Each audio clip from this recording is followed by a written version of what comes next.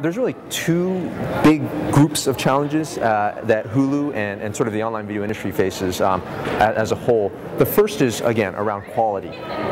The expectation for online video has moved away from the small postage stamp size videos to big, full screen, even up to HD quality videos. And how does the infrastructure scale? Not only the networking infrastructure, but server side and client side. How does that all fit together? And that's going to be a huge challenge for, I think, the entire industry moving forward. And then Hulu specifically, I think the biggest challenge that our team faces every day is that we have three very distinct customer segments that we want to make sure that we serve very well. The first is end users, very, very important that we meet the needs of our end users. The second is advertisers, and the third is our content creators. So three different customer segments, yet we have to have technology that meets all of their needs and customer experiences that meets all of their needs. And how do we balance all that? And sometimes it's like working with three very completely different groups of people, but how do we actually, as one company, create a product that meets all their needs? And I think that's going to be one of the biggest challenges for us going forward. There's been a revolution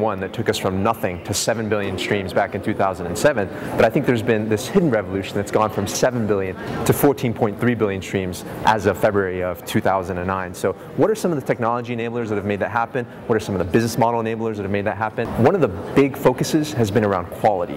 And I don't want to ruin everything that we're going to be sharing tomorrow, but quality is going to be a really important thing, not only at Hulu, but I think for the industry as a whole moving forward. One of the most interesting things about the business model evolution is that I think prior to 2007, there really wasn't a business model. But now you're seeing a lot of dollars move to online video. Even in the tough economic times of 2009, the online video marketplace is actually going to grow 45% to 850 million this year, which is a really big number and a really interesting number.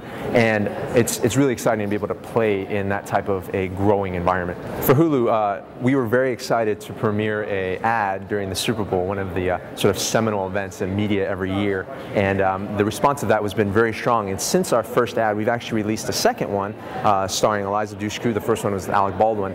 And tomorrow at our panel, we're actually going to be debuting, for the first time ever, our third ad in this series. And it's a lot of fun. I don't want to give away too many surprises around it, but hopefully I think it's going to resonate really well with the audience tomorrow.